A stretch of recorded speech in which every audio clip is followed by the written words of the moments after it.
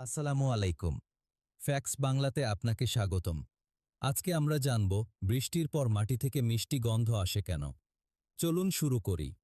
বৃষ্টির পর ভেজা মাটির এক অসাধারণ মিষ্টি গন্ধ আমাদের মন ছুঁয়ে যায়। এই গন্ধটি এতটাই পরিচিত যে অনেকেই এর জন্য অপেক্ষা করে থাকেন। এই বিশেষ গন্ধটিকে বিজ্ঞানীরা একটি নাম দিয়েছেন পেট্রিকোর। কিন্তু এর পেছনে আসল রহস্যটা কি?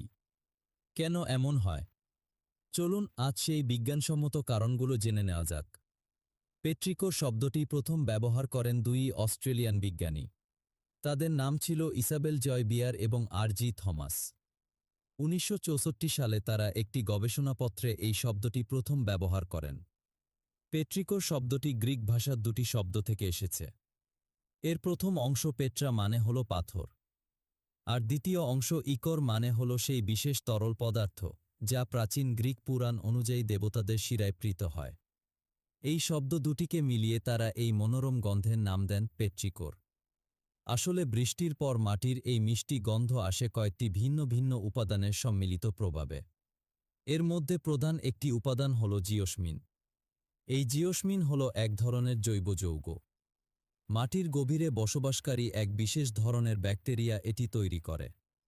স্ট্রেপ্টোমাইসিস নামের ব্যাকটেরিয়া এবং কিছু সায়ানোব্যাকটেরিয়া মূলত এই জিওসমিন তৈরি করে। মাটি যখন দীর্ঘ সময় ধরে শুষ্ক থাকে তখন এই ব্যাকটেরিয়াগুলো তাদের বিপাক প্রক্রিয়ার অংশ হিসেবে জিওসমিন উৎপন্ন করে।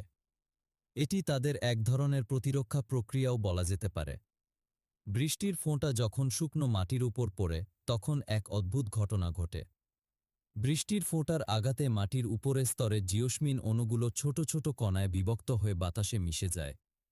এরপর আমরা সেই গন্ধটা পাই।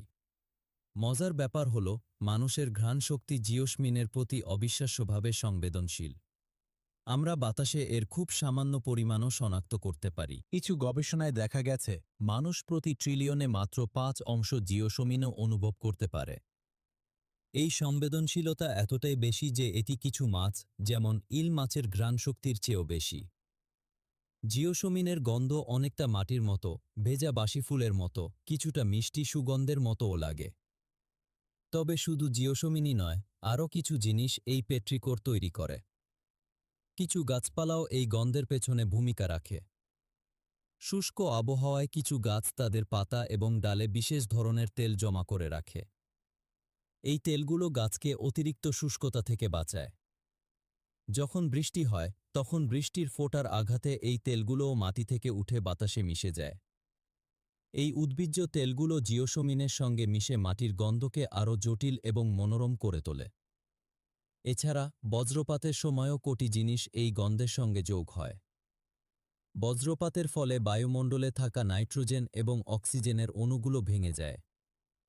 এরপর এই অণুগুলো একত্রিত হয়ে নতুন করে ওজোন গ্যাস তৈরি করে। এই ওজোন গ্যাসের নিজস্ব একটি তীক্ষ্ণ এবং পরিষ্কার গন্ধ আছে। অনেকেই এই গন্ধটিকে তাজা বা বৈদ্যুতিক গন্ধ বলে বর্ণনা করেন। বজ্রপাতের পর বৃষ্টির গন্ধের সঙ্গে এই ওজোনের গন্ধও যোগ হয়, যা পুরো পরিবেশকে আরও সতেজ করে তোলে। পুরো প্রক্রিয়াটি ঘটে মূলত বৃষ্টির ফোঁটাগুলোর মাটিতে পড়ার কৌশলের কারণে। বৃষ্টির ফোঁটা যখন শুষ্ক, ছিদ্রযুক্ত মাটির উপর পড়ে তখন ফোঁটার মধ্যে ছোট ছোট বাতাসের বুদবুদ আটকে যায়। এই বুদবুদগুলো এরপর দ্রুত ফোঁটার উপরের দিকে উঠে আসে এবং ফেটে যায়। বুদবুদগুলো ফেটে যাওয়ার সময় খুব ক্ষুদ্র ক্ষুদ্র বায়ুকণা তৈরি হয়। এই বায়ুকণাগুলোকে অ্যারোসল বলা হয়।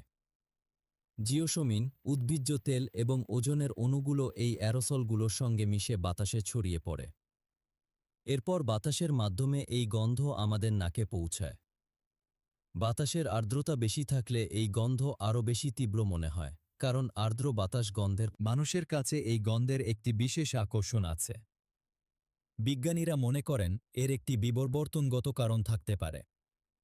প্রাচীনকালে মানুষের জীবনযাত্রায় বৃষ্টির গুরুত্ব ছিল অপরিসীম। বৃষ্টি মানেই ছিল জীবন, সতেজতা এবং ফসল। তাই বৃষ্টির গন্ধ মানুষের মস্তিষ্কে ইতিবাচক অনুভূতি তৈরি করে। এটি সম্ভবত আমাদের আদি পূর্বপুরুষদের মস্তিষ্কে গেঁথে গেছে, যারা বৃষ্টির গন্ধ পেলেই জলের উৎস বা উর্বর ভূমির আশঙ্কায় আনন্দিত হতেন।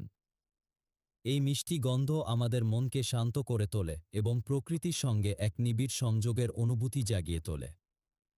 তাই বৃষ্টির পরপর মাটির গন্ধ শুধু একটি প্রাকৃতিক ঘটনা নয়, এটি আমাদের সংস্কৃতির এবং আবেগেরও একটি অংশ। তাহলে বন্ধুরা, আজকের তথ্যটি কেমন লাগলো? ভালো লাগলে লাইক করুন, চ্যানেলটি সাবস্ক্রাইব করুন এবং কমেন্টে জানান পরবর্তীতে কোন বিষয়ে ভিডিও চান। ফ্যাক্টস বাংলার সাথেই থাকুন। আল্লাহ হাফেজ।